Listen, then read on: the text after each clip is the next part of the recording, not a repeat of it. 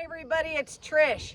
I am out here today on the second hole of the challenge course at the links at Boynton Beach. And we're getting ready to do aerification, and this golf course is actually going to close down for a month because we are going to redo the fairways and greens and all that fun stuff. But I want to bring you today some different ideas. Now, the assistant general manager and the food and beverage manager and I just went out because the golf course is pretty much closed right now because of the aerification and stuff. So we went out and decided to have a little fun. And our fun was the random club generator. Now, we had to pick, we chose a random club and we had to play the entire hole with that club. Now, this second hole, in my humble opinion, happens to be one of the hardest par fours on this golf course, on all 27 holes of this golf course.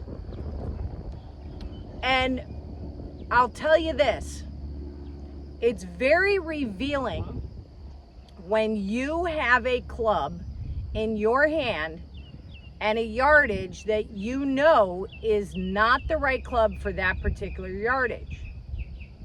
So right now I have about 100 yards to that green, okay?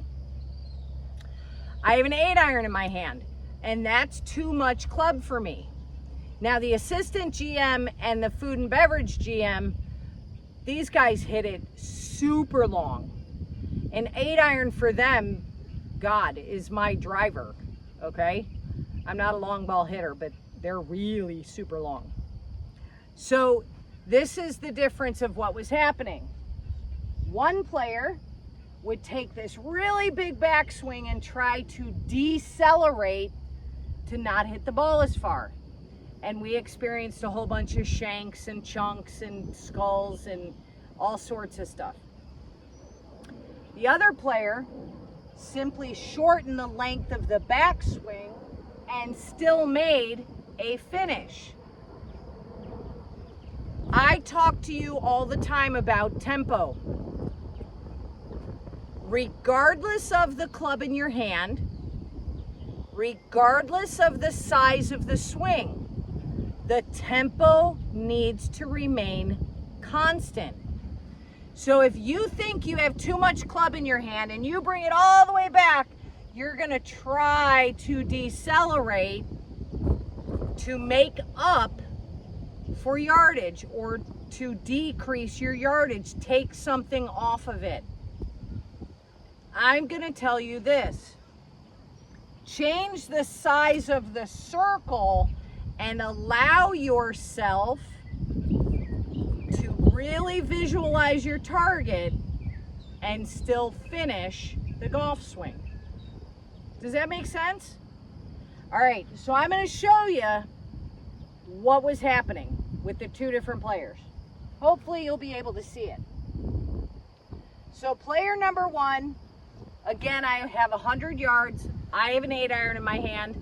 Too much club for me. Way too much club for these two guys. This is what swing number one looked like.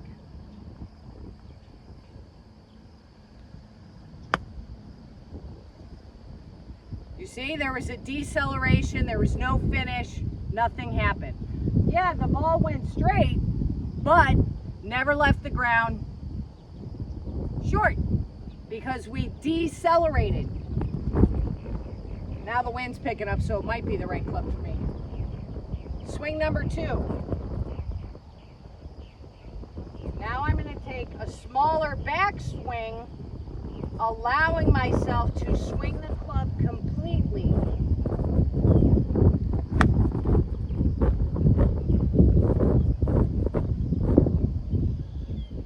And that one's about 15 feet to the right of the flag. So do you understand? If we truly have a sense of the picture of the target and we remain constant in our tempo, regardless of how big the swing is, the tempo will remain constant. But if we try to change the tempo throughout the swing, the ugly stuff happens. So until next time, please remember, I am here to help you improve your game. So until next time, stay safe, stay healthy, and of course, keep it in the short grass.